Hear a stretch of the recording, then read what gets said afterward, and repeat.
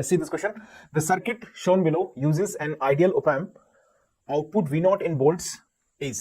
आपको पूछा गया है rounded off to 1 decimal place. आपको बोला गया है कि एक सर्किट है, ओके, इसमें एक आइडियल op-amp यूज किया गया है, uses an ideal op-amp. Output V naught in volts is. आपसे पूछा गया है आउटपुट V naught की वैल्यू यहां पर क्या जनरेट होगी. ये बात समझ में आ गई सभी को? क्वेश्चन क्लियर है? आपको आउटपुट V naught यहां पर पूछ लिया गया है. op-amp आइडियल है, मतलब हम ऐसा मान सकते हैं कि जो op-amp है उसका इंटरनल रेजिस्टेंस या इनपुट रेजिस्टेंस जिसको हम बोलते हैं वो इंफिनिटी है. Means input current to the op-amp is equal to 0. इतनी बात क्लियर है सभी को? चलिए, आपसे पूछा गया है यहां पर V naught की वैल्यू. सो हमें op-amp के अंदर दो बातें समझनी चाहिए. जब भी एक नॉर्मल op-amp की बात की गई है, एक आइडियल op-amp की बात की गई है, तो डेफिनेटली हम लीनियर रीजन की जब बात करते हैं तो नेगेटिव फीडबैक यहां पर कनेक्टेड है. So as usual op-amp is working in the linear region. तो दोस्तों, जब भी op-amp नेगेटिव फीडबैक से कनेक्टेड हो तो वो लीनियर रीजन में जनरली ऑपरेट करता है. और लीनियर रीजन में जब ऑपरेट करता है op-amp, तो जो डिफरेंस है इनपुट का नॉन इन्वर्टिंग नोड और इन्वर्टिंग नोड टर्मिनल्स का, वो बहुत स्मॉल वैल्यू का होगा. जो डिफरेंस अगर स्मॉल वैल्यू का है, इसका मतलब है कि अगर हम इन दोनों टर्मिनल्स को, नॉन इन्वर्टिंग नोड जो कि पॉजिटिव टर्मिनल है वो, और इन्वर्टिंग नोड, इन दोनों को हम मान सकते हैं एट सेम पोटेंशियल. तो यहां पर हम यूज करते हैं a concept called virtual shorting. Virtual shorting बहुत कॉमनली यूज्ड कॉन्सेप्ट है under the negative feedback application. Okay, so negative feedback application में वर्चुअल शॉर्टिंग का मतलब है कि जो इन्वर्टिंग नोड है उसका वोल्टेज नॉन इन्वर्टिंग नोड के बराबर माना जाता है. V प्लस को मैंने लिखा है नॉन इन्वर्टिंग वोल्टेज है, V माइनस मतलब इन्वर्टिंग नोड वोल्टेज. क्लियर है? तो यहां पर जो नॉन इन्वर्टिंग नोड वोल्टेज है उसकी वैल्यू आपको दी गई है 50 वोल्ट. तो हम अगर यहां पर मान के चलें कि ये सपोज नोड A है और ये नोड B है, तो नोड B का वोल्टेज आपको गिवन है. गिवन है क्या? Node B equal to 50 millivolt. So by virtual shorting हम क्या बोल सकते हैं? बाय वर्चुअल शॉर्टिंग जो VA है वो किसके बराबर हो जाएगा? VB के बराबर होगा. यानी कि अब हम यहां से बोल सकते हैं कि जो VA की वैल्यू है वो भी कितनी है? 50 मिलीवोल्ट. इतनी बात हमको समझ में आ गई. यानी कि जब भी हम नॉर्मल ऑपरेशनल एम्पलीफाइड सर्किट की बात करते हैं, स्पेशली जब ये लीनियर रीजन में ऑपरेट करे, यानी कि नेगेटिव फीडबैक जब इसमें कनेक्टेड हो, इन्वर्टिंग नोड से फीडबैक जब कनेक्ट किया जाता है तो उसे बोलते हैं नेगेटिव फीडबैक. तो उस कंडीशन में op-amp के अंदर दो मेजर अजम्पशन की बात की जाती है. पहला है input current to the op-amp is to be 0, okay, and the second thing is यहां पर non inverting node voltage is equal to the inverting node voltage. Clear? चलिए, अब इसमें आगे हम कैलकुलेशन करते हैं. तो यहां तक हमने ये बात समझ ली. अब इस नोड को आप कुछ भी मान लें. चलो, आपने मान लिया कि ये नोड है C. आपको आउटपुट वोल्टेज निकालना है, तो अगर हमें यहां का वोल्टेज मिल जाए तो आसानी से हम करंट के थ्रू या इजीली एनालाइज करके V नॉट की वैल्यू को डिटरमाइन कर सकते हैं. तो अब हमें यहां पर VC नोड पर किरचॉफ्स करंट लॉ अप्लाई कर देना चाहिए. Let's apply the KCL at the node VC. Apply KCL eight node VC और एट नोड C. VC हमने इसका टर्मिनल वोल्टेज मान लिया है और इसका नाम है नोड C. वोल्टेज हमने क्या मान लिया यहाँ का? VC. चलिए, sum of all outgoing current is to be 0 मान सकते हैं. बिल्कुल. मान लीजिए आपने आउटगोइंग करंट कंसीडर किए I1, I2, I3. सपोज इधर हमारा हमने I1 है, इधर जा रहा है एक करंट I2 और इधर जा रहा है एक करंट I3. सो KCL के अकॉर्डिंग मैं बोल सकता हूं दोस्तों I1 plus I2 plus I3 is equal to 0. I1 plus I2 plus I3 equal to 0. अब अगर हम यहां से सिंपली इसकी वैल्यू को कैलकुलेट करते हैं तो I1 की वैल्यू यहां से आ जाएगी VC माइनस 0 अपॉन 1 के, VC माइनस 0 अपॉन 1 के प्लस I2 की वैल्यू कितनी हो जाएगी बोलो? I2 इज इक्वल टू हो जाएगा VC minus V not. Current किसी भी रेजिस्टेंस के अंदर, जैसे मान लीजिए एक रेजिस्टेंस R है, यहाँ का वोल्टेज V1 है, यहाँ का वोल्टेज V2 है, प्लस माइनस. तो अगर हम करंट इस डायरेक्शन में कंसीडर करके चलते हैं तो I इज इक्वल टू यहाँ से आ जाएगा potential difference V1 minus V2 upon R. So exactly वही अप्रोच यहां पर हम यूज कर रहे हैं. यहाँ का VC वोल्टेज होगा VC minus V not upon 10 के, VC minus V not upon 10 के प्लस I3 की वैल्यू कितनी हो जाएगी बोलो? VC minus VA, VC minus VA divided by 10 के, दैट इज इक्वल टू 0. ये आ गई हमारे पास इक्वेशन 1. अब जरा ध्यान दीजिएगा, इस इक्वेशन के अंदर हमारे पास दो अननोन्स हैं. एक अननोन क्या है? VC है. दूसरा अननोन क्या है? V not. अच्छा, VA की वैल्यू नोन हो चुकी है. हमने वर्चुअल शॉर्टिंग कॉन्सेप्ट यूज किया तो VA की वैल्यू हमको कितनी मिल चुकी? 50 मिलीवोल्ट मिल चुकी है. That's fine. अब हमें यहां पर एक इक्वेशन की जरूरत और पड़ेगी, क्योंकि दो अननोन है तो दो इक्वेशन आना लाजिमी है। तो समझिए कहां से हम इसको यूज कर सकते हैं। देखिए इस नोड पर अगर आप केसीएल लगाएंगे तो कोई फायदा नहीं है, आउटपुट करंट हमको मालूम नहीं है, हमने यहां पर केसीएल ऑलरेडी अप्लाई कर लिया है। तो क्या मुझे इस नोड पर केसीएल लगाना चाहिए? यस। नाउ हम अप्लाई करेंगे केसीएल एट नोड ए।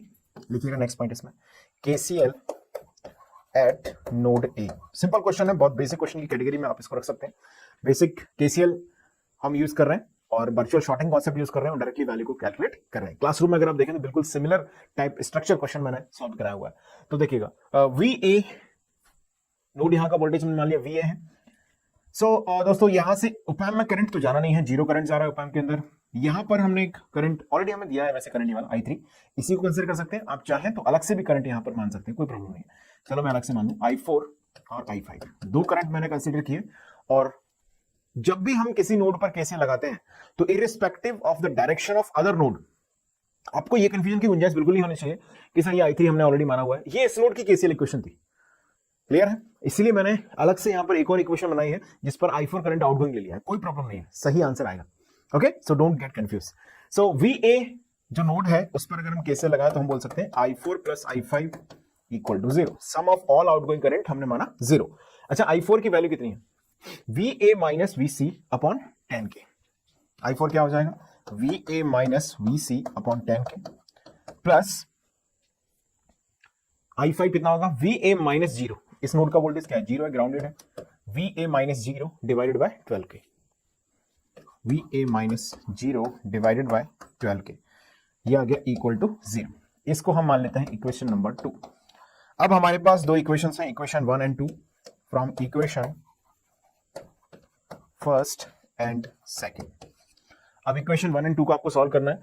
तो अगर हम इक्वेशन 2 को रियलाइज करें, इसी को अगर हम रियलाइज कर लें अभी एक बार इक्वेशन 2 को ही, तो यहां से आपको VA की वैल्यू मालूम है, तो क्या हमारे पास VC की वैल्यू आ जाएगी?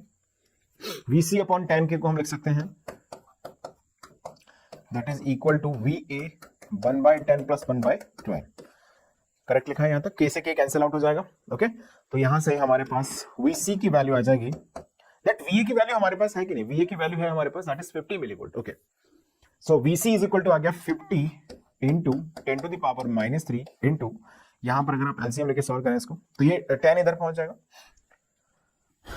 एक मिनट, इसको थोड़ा सा मैं ऐसे लिख देता हूं, 50 millivolt 50 into 10 to power minus 3 into ये हमारा 10 भी उधर पहुंच गया।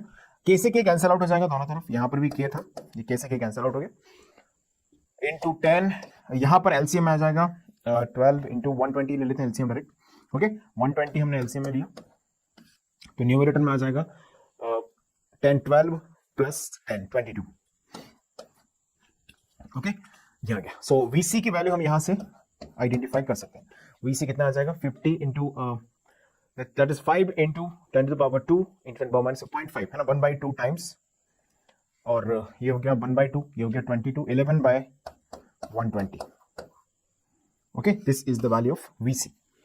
अब हमें एक्चुअली V0 की वैल्यू रिक्वायर्ड है और इक्वेशन 1 में सभी नोन है एक्सेप्ट V0, तो अब डायरेक्टली यहां से हम V0 की वैल्यू को फाइंड कर सकते हैं। चलिए इक्वेशन 1 को सॉल्व कर लेते हैं फ्रॉम इक्वेशन